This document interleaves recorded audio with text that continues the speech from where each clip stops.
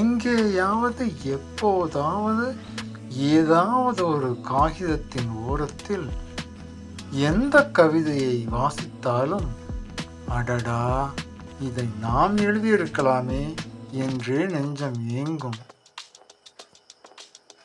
காதலில் நனைந்த அத்தனை கவிதைகளும் நமக்காகவே எழுதப்பட்டிருக்கின்றன.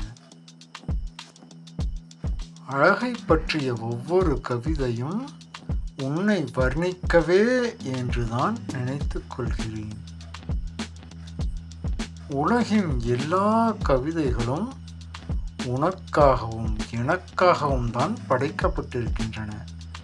ஆனால் நீ மட்டும் என்னை காயப்படுத்துவதற்காகவே படைக்கப்பட்டிருக்கிறாய்.